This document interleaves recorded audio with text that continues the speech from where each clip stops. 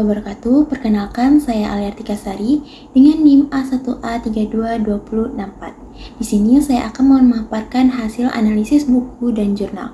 Pertama, di sini saya akan memaparkan analisis buku dengan judul Dasar-dasar Hukum Pidana berdasarkan KUHP dan RUU KUHP karya Surdaryono dan Natangsa Subbakti. Di sini tentang bab 1 yang membahas dasar-dasar pengertian dan ruang lingkup hukum pidana. Penulis menjelaskan bahwa hukum pidana merupakan bagian dari hukum publik yang mengatur tentang pelanggaran norma siapapun yang pelakunya dan dapat sanksi apabila dijatuhkan. Di dalamnya juga dibahas perbedaan antara hukum pidana material yang mengatur tindak pidana dan sanksinya, serta hukum pidana formil yang mengatur cara menegakkan melalui hukum acara pidana. Penulis menekankan fungsi hukum pidana sebagai ultimum remedium, yaitu alat terakhir untuk menegakkan norma sosial ketika sarana hukum lain tidak efektif. Hukum pidana berperan penting untuk melindungi kepentingan hukum masyarakat, menjaga ketertiban, serta memberikan efek jera kepada pelaku kejahatan. Selanjutnya yaitu bab 2 tentang pengertian, fungsi, tujuan, dan sumber hukum pidana, di mana bab ini membahas tentang konsep dasar hukum pidana secara lebih dalam mengenai bahwa hukum pidana memiliki dua fungsi utama, yaitu pertama, melindungi kepentingan masyarakat dari perbuatan yang merugikan. Yang kedua yaitu mendidik dan memperbaiki perlakuan agar dapat kembali ke masyarakat. Sumber hukum pidana dijelaskan dalam dua bentuk. Yang pertama yaitu dalam bentuk tertulis seperti KUHP dan undang-undang di luar KUHP, misalnya UU Narkotika, Undang-Undang Korupsi, Undang-Undang Perlindungan Anak. Tidak tertulis seperti doktrin, kebiasaan, dan jurisprudensi pengadilan. Bab ketiga membahas tentang asas-asas hukum pidana, di mana bab ini menjelaskan tentang prinsip dasar atau asas yang menjadi landasan hukum pidana. Penulis menyoroti beberapa asas penting antara lain asas legalitas, di mana tidak ada perbuatan yang dapat dipidana tanpa undang-undang yang mendahulunya.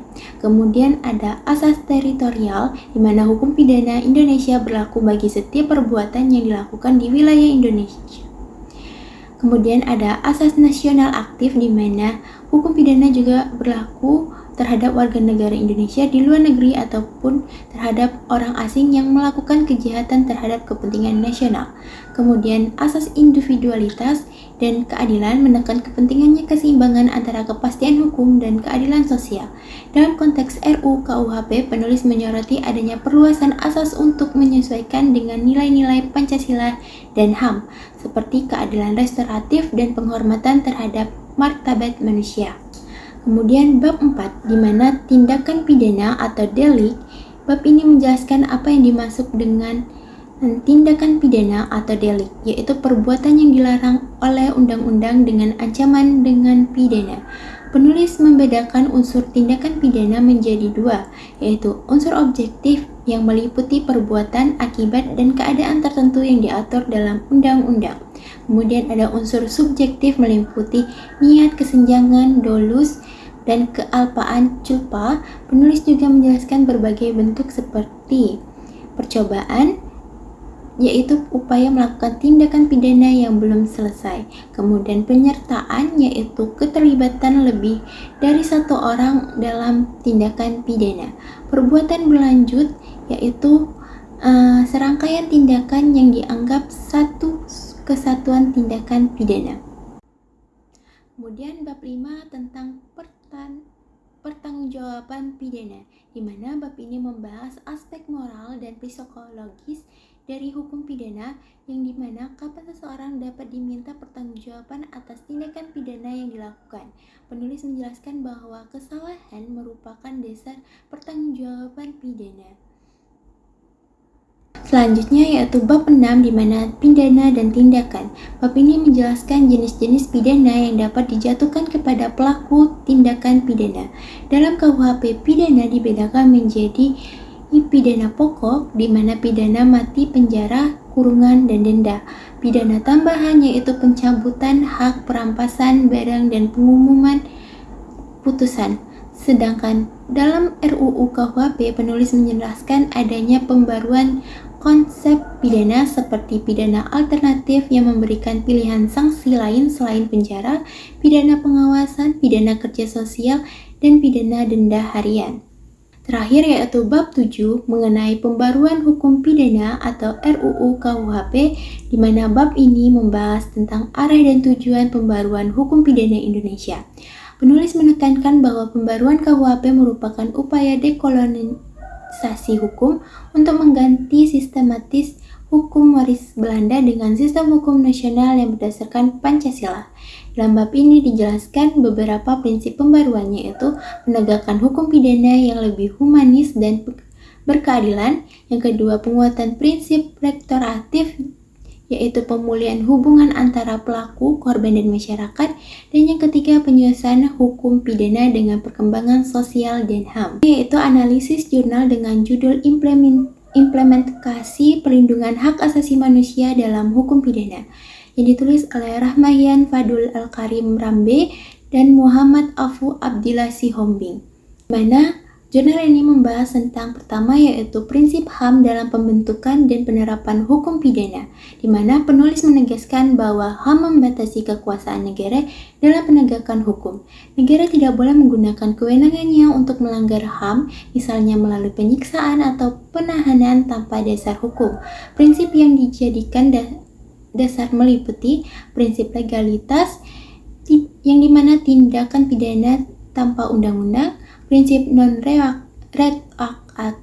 di mana hukum pidana tidak berlaku surut, prinsip proporsionalitas, di mana hukum harus seimbang dengan kesalahan. Selanjutnya yaitu perlindungan terhadap korban, di mana korban tindakan pidana juga merupakan subjek HAM. Negara wajib menjamin hak korban untuk mendapatkan kompensasi dan restitusi, di mana perlindungan dari ancaman dan intimidasi, yang rehabilitasi fisik dan mental, serta pendampingan hukum selama proses pengadilan. Contohnya diatur dalam Pasal 53 Undang-Undang Nomor 39 Tahun 1999 tentang HAM, kemudian Pasal 44 KUHP, dan Pasal 57 Undang-Undang Nomor 23 Tahun 2004 tentang penghapusan KDRT. Namun penulis mencatat masih banyak kasus di mana korban belum mendapatkan pemulihan yang memadai. Selanjutnya yang terakhir yaitu pembentukan hukum pidana yang adil dan proporsional, di mana penulis menegaskan bahwa perlindungan HAM menuntut pembaruan hukum pidana agar lebih adil dan manusiawi. Hukum pidana harus dirumuskan secara proporsional dan tidak boleh terlalu berat atau terlalu ringan, dan disusun berdasarkan asas legalitas dan keadilan. Penerapan prinsip HAM dalam hukum pidana berfungsi untuk penerapan prinsip HAM dalam hukum pidana yang berfungsi untuk mencegah pelanggaran HAM dalam penegakan hukum, menjamin hak tersangka dan korban, dan mewujudkan kepastian dan keadilan hukum. Sekian dari analisis buku dan jurnal saya ucapkan wassalamualaikum warahmatullahi wabarakatuh.